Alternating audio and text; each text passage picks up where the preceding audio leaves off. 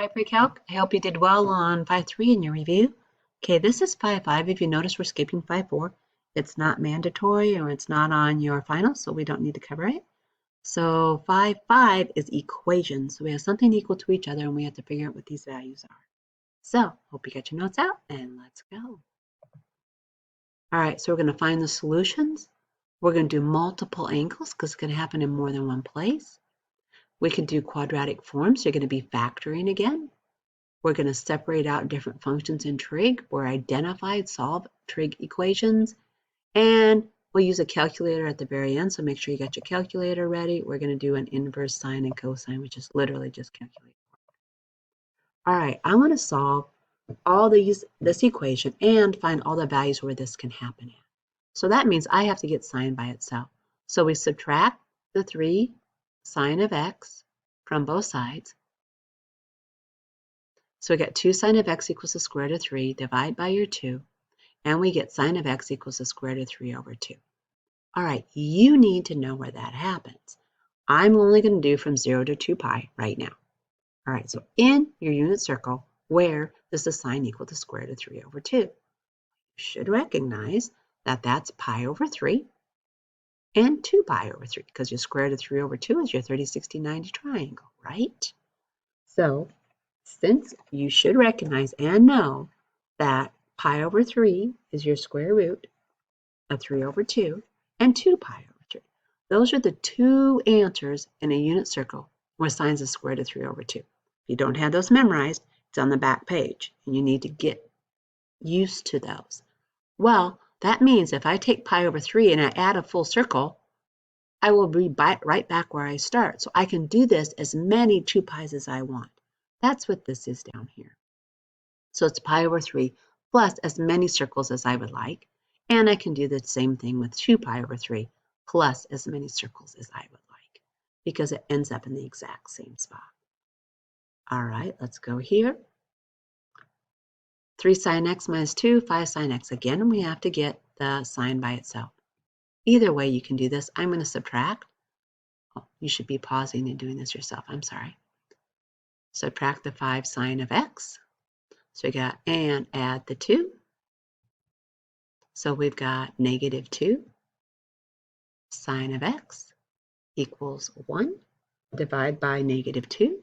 So the sine of x equals negative 1/2. All right, so now you're thinking in a full circle, so between 0 and 2 pi, where does the sine equal a negative 1/2? Well, you know sine is negative in the 4th and 5th quadrant. 1/2 is your 30, 60, 90 again.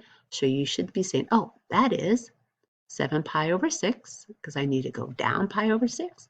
And the same on the other side, which is 11 pi over 6. So those are my two values in 0 to 2 pi. Now again, I can add a full circle to these. So that's 7 pi over 6 plus as many circles as I would like.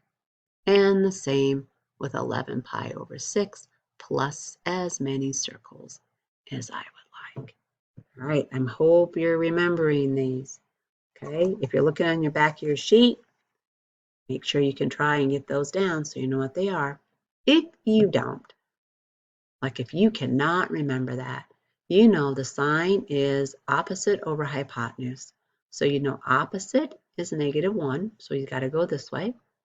Hypotenuse is 2. That should be the square root of 3. You should recognize that that's a 30, 60, 90. Well, a 30 is pi over, whoops, that was weird. A 30 is pi over 6. So you have to take your full pi over, so you've got 12 pi over 6, because that's 2 pi, minus 1 pi over 6, and that's how you get your 11 pi over 6. The same as over here. It also is on this side. Well, you know that up to here is 6 pi over 6, right? 1 full pi, add 1 more, which gives you 7 pi over 6. So you can get there, but I'm hoping you can do it just by as many times as we've done it. Okay, let's go this direction. Sine of 2x equals pi over equals square root of 3. Okay, what equals square root of 3.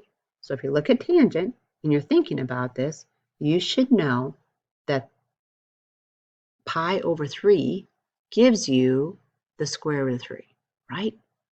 So you know pi over 3 is the square root of 3 for tangent. Again, you're here, correct? We're going here.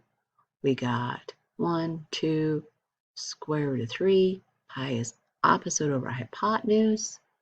So that's not going to work. So then it's got to be the other one. So opposite is the square root of 3. This is 1. This is 2. If this is the square root of 3, this is the 60, which makes that pi over 3, if you can't remember. So we got pi over 3 equals square root of 3. I know that 2x then has to equal pi over 3. So 2x equals pi over 3 plus, but now remember pi, our tangent repeats every pi, not 2 pi. So it's pi over 3 plus as many pi's as I would like. I have to get the x by itself, so I'm dividing by 2, or I'm multiplying by 1/2, which gives me pi over 6 times n pi over 2. All right, give yours a shot. You remember. So when does the tan of what equals 1? Well, I'm hoping you remember that's a 45, or pi over 4. All right, that means that pi over 4 has to equal, whoops, I'm sorry, I wrote that wrong. That 3x has to equal pi over 4, but then I know that a tangent repeats every pi, so plus as many half circles as I would like. Now I got to get rid of this 3, which is multiplying by 1/3, dividing by 3. So you got pi over 12 equals, plus n pi over 3. I hope you did a good job. All right, next. Quadratic. So do you remember how to factor? If you're looking at this, you're like, what the heck? Let's rewrite this. This is the same as like saying 2x squared plus x minus 1. All right, what does that factor into? Well, that's 2x squared. Factors to 2 that give you 1 are 2x squared plus 2x minus x minus 1. Do your grouping. Factor out a 2x. That's x plus 1. Factor out a negative 1. X plus 1. So we get 2x minus 1 times x plus 1. Now just replace your x's with cosines. I'm hoping you can go straight to the factor, but if not, that should help you get there. Now we set each of these equal to 0, just like before. Add your 1, divide by your 2. Here, we just get negative 1. So when does cosine equal negative 1? Well, cosine is x. X is negative 1 at 180. Now, cosine x equals 1/2. Well, 1/2, now you're thinking, right? 1/2 cosine is adjacent over hypotenuse. So if it's adjacent over hypotenuse and this is square root of 3, this must be 60, which is pi over 3, if you don't remember. But remember 1/2 has to occur both places. And it's cosine, so it's positive on the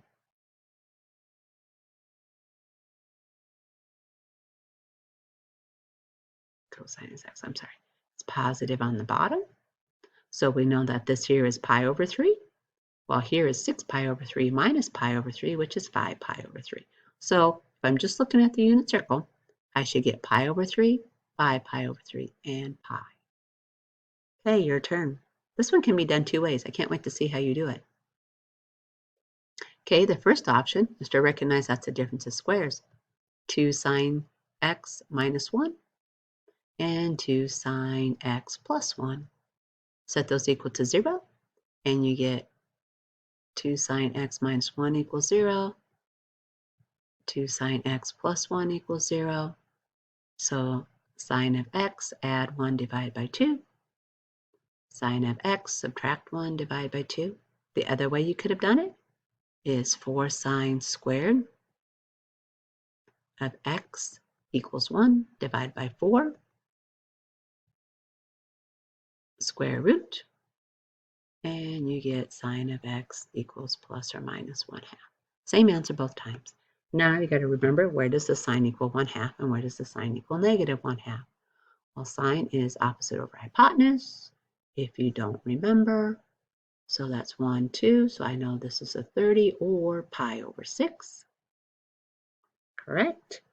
And then it also has to happen over here, which is 5 pi over 6. Now when is it negative 1/2? Well, that's just going down.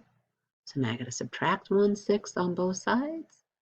So that would be 7 pi over 6 and 11 pi over 6.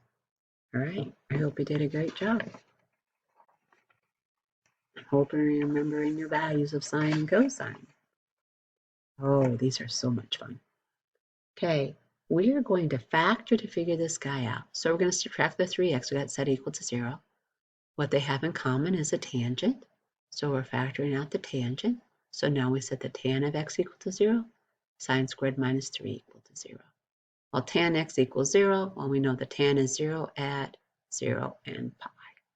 All right, now we go over here and we have sine squared of x minus 3. Add the 3, take the square root. So there's nowhere that the sine equals the square root of 3 because this is larger than 1. And we know the sine has to be 1. So these solutions are not possible. So we only get 0 and pi. So make sure you're being careful. Sometimes they turn out weird. Okay, your turn. Pause and give it a shot. So your first step should have been to subtract the sine, factor out the sine,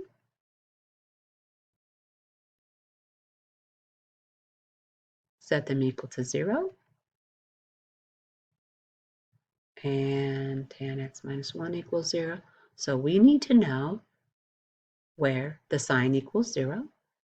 So we know sine is 0 and x is 0, so that's got to be at 0 and pi for x. I need to know where the tan is 1, so that's your 45s. They need to be positive. So that's the first quadrant, pi over 4, and your third quadrant, which is,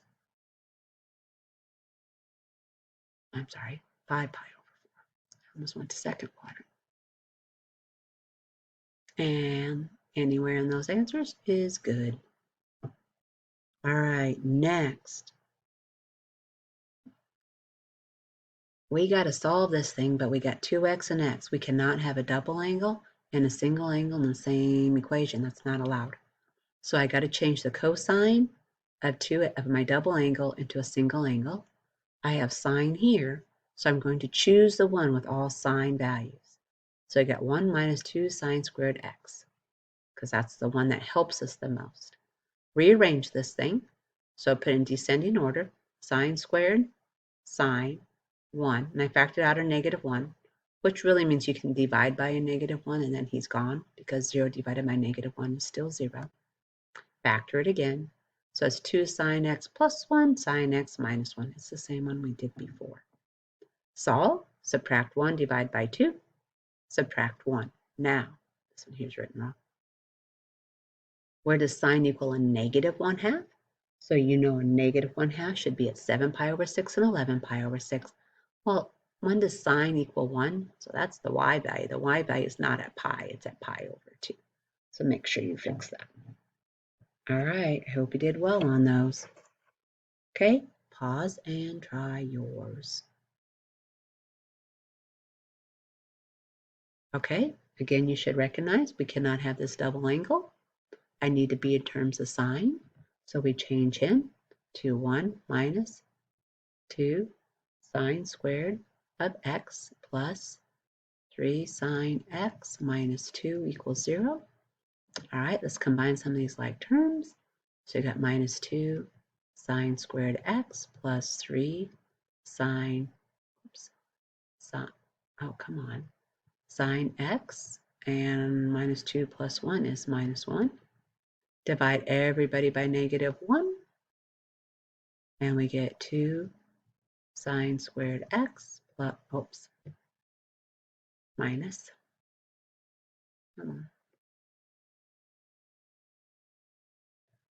3 sine x plus 1 equals 0. Factor this guy. So we're going to have 2 sine x minus 1. Sine x minus 1. Set those equal to 0. I am out of room, so I'm going to do this all in one step. So you got sine of x equals add the 1, divide by the 2. Sine of x, add the 1. All right, so what does sine equal 1/2? I'm going to write them over here. So we know that 1/2 is at pi over 6 and 5 pi over 6 because we got to be positive. So first and second quadrant, we know sine equals 1 at pi over 2. All right, I hope you did a great job. All right, this here is literally calculated work. Make sure we're finding the angle, you have to be in radian mode. So double check your calculator before you plug it in. I want to find an angle. When you're looking for an angle, when you're finding an angle, you have to use inverse tan. So this is the second button on your calculator. So you're going to go second, and then you're going to hit the tan button, and that gives you inverse tan of 12.804, and this gives you the angle, which is in radians. Okay, try yours. So you should have did inverse cosine of negative 0.4317. When you did that, you should have got a radian answer of 2.0172 radians. All right, good luck. I hope you do well. Make sure you post questions if you have any. Your homework's there. Some of this is calculator work, so it's larger than it looks.